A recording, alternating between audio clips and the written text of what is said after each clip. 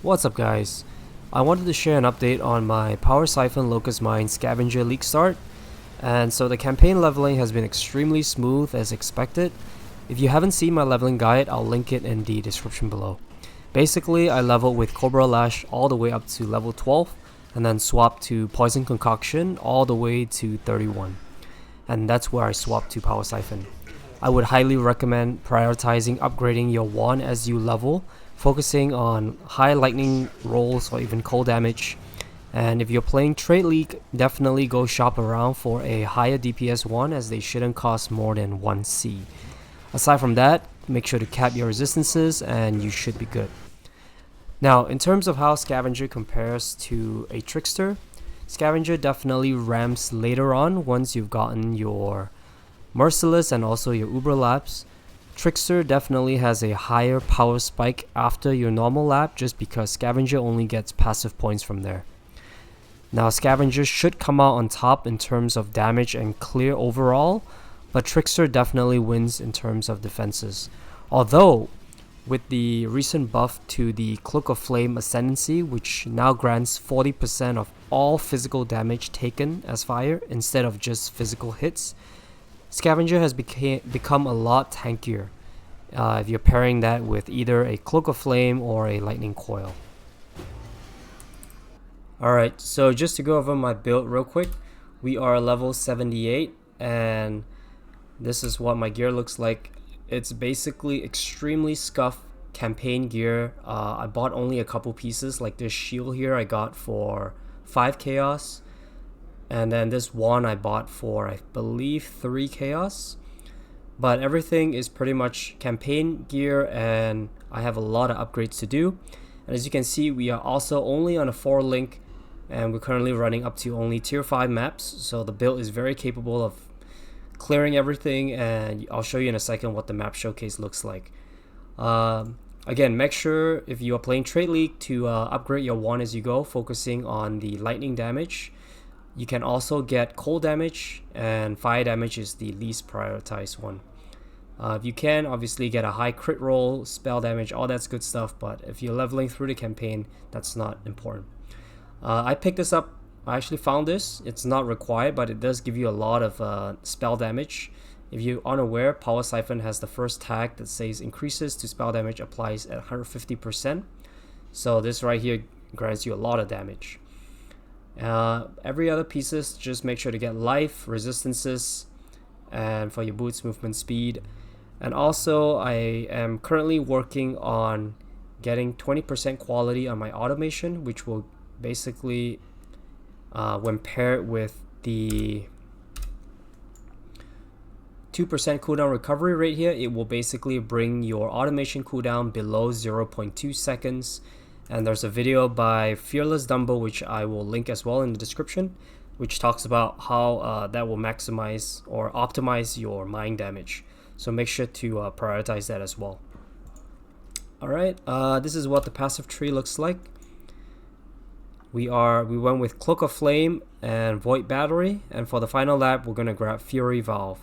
And I might switch over to Death Rush for Adrenaline, but I'll play around with it and see how the clear feels like without Fury Valve and so forth. But essentially we are grabbing all these down here. I just got this Suppression Wheel, Frenzy Charges, Power Charges, and then we're going up here. Oh, and make sure to grab Pierce as well, which will help with clear. Make sure to get your accuracy. I swapped over to accuracy equal to intelligence just because we have some good amount of intelligence there. But initially I was rocking the plus 500 accuracy with -2 per level. And then we're grabbing the mine nodes here. There's one wheel, power charges, and then this one here is a priority as well. I like to be immune to shock for that. So yeah, that is the tree. For the next few levels, I'm probably going to get these wheels right here, where I get more suppression here, some nice crit multi and crit chance for mines, and then eventually I will link the POB that I intend to level with all the gear and all that. Alright, so this is a tier 5 map. And we have some random idols here that don't really mean much. We're still farming idols, but We have about 3k health, barely any evasion honestly.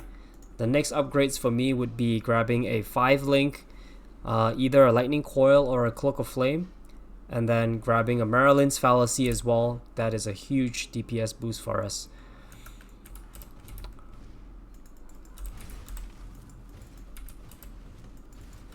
So yeah, this build, essentially you are just throwing mines and everything dies.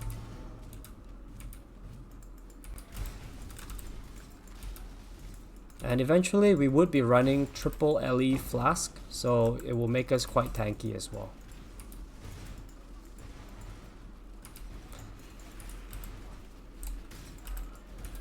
And if you're a beginner, I recommend staying on to the end. I will share a beginner tip that not a lot of people are using nowadays, I believe.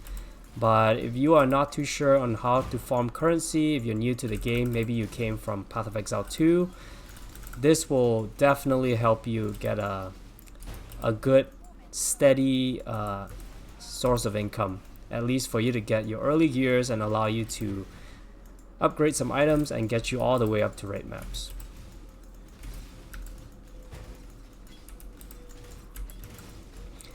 So as you can see, the clear fuse is pretty good.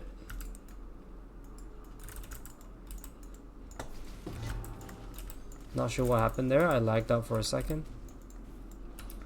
And then for boss DPS, we're basically dropping a flame wall. Oh, it doesn't help that there is a harbinger in there. But as you can see, the boss has died, so DPS is really good. And wow, we got a key as well, huh?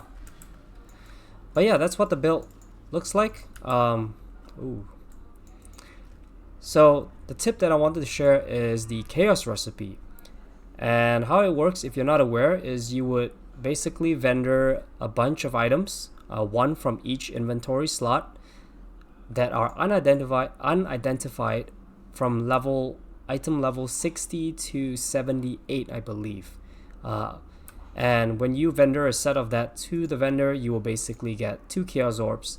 Unfortunately, I don't have rings here, so I can't show you what it looks like, but this is a very old farming currency technique per se, and you can use this if you just wanna, get a good source of chaos orbs initially to buy some good items. Because most of the time when you ID your items, the rolls aren't that good anyway, so it's a waste.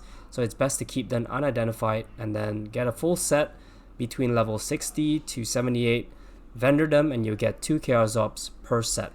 So if you're not aware, hopefully that will help you get some early currency. And yeah, but otherwise I'll share another update probably once I have pushed this build into the end game. And yeah, enjoy guys.